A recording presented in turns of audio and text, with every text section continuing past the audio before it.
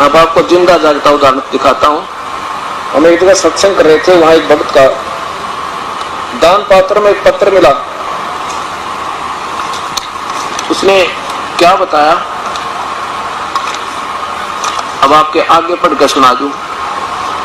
अब जब तक हमें परम संत नहीं मिलेंगे तब तक हम अपनी अपनी अटकलों में अटके रहेंगे।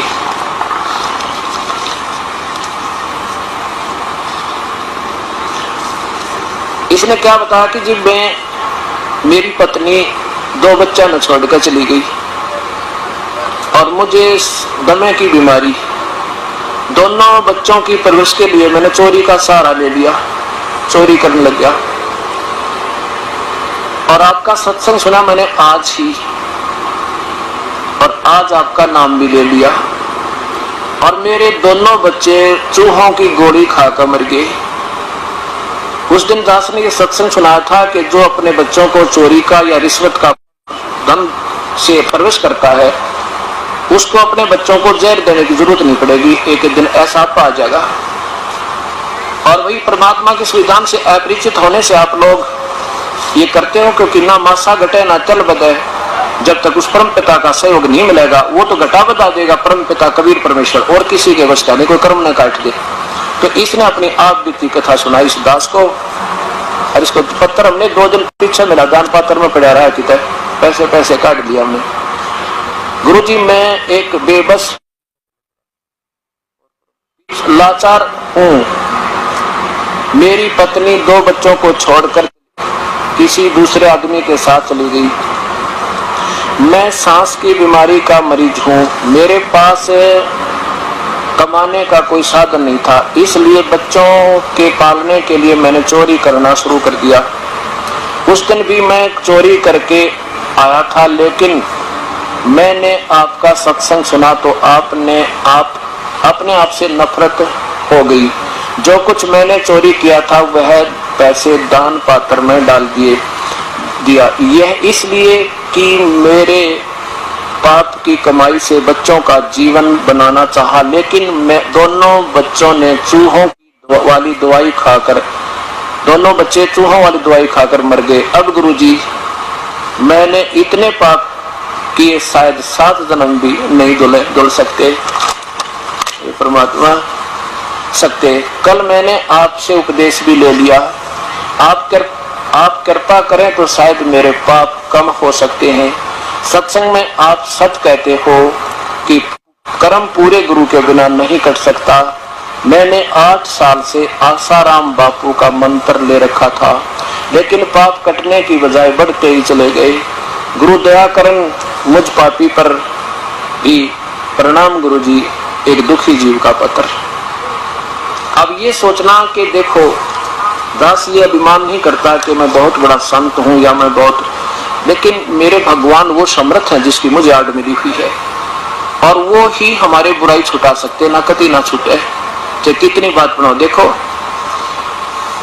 एक राजा की रानी ने नाम ले रखा है गुरुदेव का, और जब लड़की उसकी पत्नी ने पता लग गया कि ये भक्ति करे बिना बात बिगड़ जाएगी, ये 2 दिन का राजा अपनी कमाई खा रहा है और अगले जन्म में ये पशु बनेगा, जो नाम नहीं लिया था। तो वह रोज प्रेरणा करती, आप नाम ले लो जी, आप नाम ले लो जी, बहुत बढ़िया बात है, भक्ति तो करनी चाहिए। लेकिन वो न सोचा है, वो न कहा मैं रोज भक्ति करने लग रहा है, सुबह उठते अपना मंत्र करता हूँ, मैं जाप करूँ जैसा भगवान हरे राम करूँ, और के नाम लिया करें। गुरु जी क्या होता है?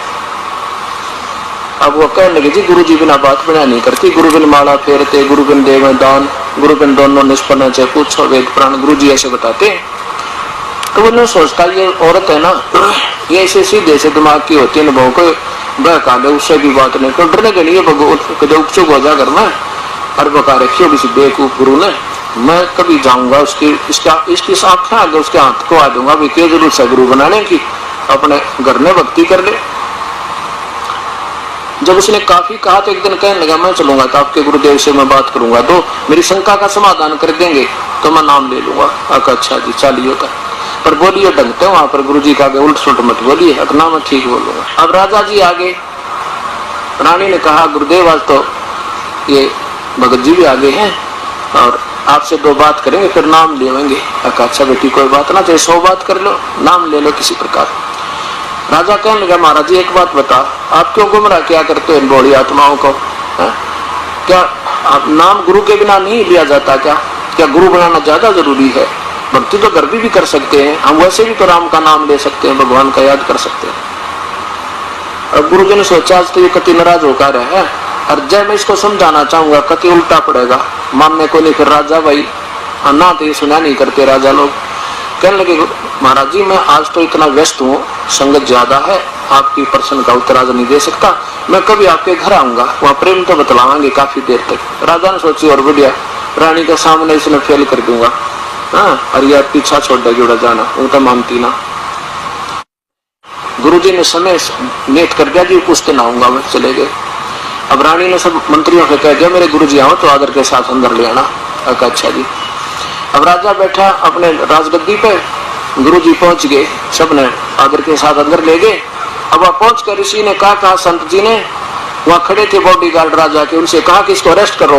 राजा की तरफ संकेत करता है, उनको आदेश देता है कि इसको अरेस्ट करो। किसको? राजा की तरफ संकेत करता है। अब 2-3 बार कहा तो राजा उसके मुंह का नहीं देखा कि वह सब बेवकूफ संत है, मुझे अरेस्ट करा। तब राजा ने बोला कि इसका दिमाग खराब हो गया, दिखा है। राजा बोला कि अरेस्ट करो इसे। उन सैनिकों से कहने की देरी थी, पूरा वाक्य नहीं हुआ था, इतना ऋषि जी पकड़कर 1 फुट उठा दिया जमीन के ऊपर। इंतजार कर रहे हैं कि आगे क्या कहे, इसमें गढ़े या कि तो जेल में ठोके। इतने में रानी आएगी। रानी कहने लगी, अब क्या करे मेरे गुरुजी के साथ, ऐसी बदतमीजी क्या करते हैं, छोड़ो इनको। अब रानी के कारण तो वह बिना छोड़ दे, राजा की इंतजार करे। तो संत जी कहने लगे कि राजन मुझे छुड़वाओ, मैं आपके प्रश्न का उत्तर दे रहा हूँ। कौन से उत्तर प्रश्न का? क्या आपने जो प्रश्न किया था, क्या गुरुजी के बिना भक्ति नहीं होती? ये के उत्तर दिया, बदतमीजी कर रहे थे आप मेरे साथ, मेरे सैनिकों को मेरे से पकड़ अरेस्ट करने के आदेश दे रहे थे, कि यही तो उत्तर दे रहा था आपके प्रश्न का, मुझे छुड़वाओ। उन्होंने कहा छोड़ दो, कंते छोड़ दिया। अब राजा ने संत ने क्या बताया कि देखो राजन, आपके पास सब शक्ति है और मेरे पास आपके राजवाड़ी सब शक्ति नहीं, मैं उस परम पिता की शक्ति से युक्त हूँ, मेरे पास उस भगवान की शक्ति दी हुई है और आपको केवल राज की शक्ति है। मेरे पास उस भक्ति वाली मार्ग की शक्ति, शब्द शक्ति है, मेरी शब्द में इतनी शक्ति है जैसे मैंने वही शब्द कहे थे कि इसको अरेस्ट कर लो और ये टस से मस नहीं हुई आपके सैनिक, और वही शब्द आपने कहा था इसे अरेस्ट करो, 2 सेकंड में इसने मुझे पकड़ लिया और आपके कहते छोड़ दिया। और रानी भी कह रही थी तब भी ना छोड़ा।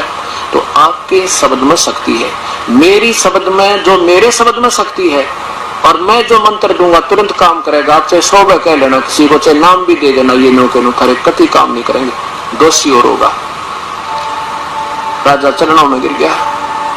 कहते हैं समझदार को संकेत बहुत होता है। तो ऐसे परमपिता परमात्मा की भक्ति प्यारी आत्माओं ऐसे बनेगी तो वो धर्मदास प्यारी आत्मा प्रभु के चरणों में गिर गए और भूल गया उस पुराने अधूरे गुरु ने, और ले लिया नाम समर्थ का, उसका बेड़ा पार हुआ।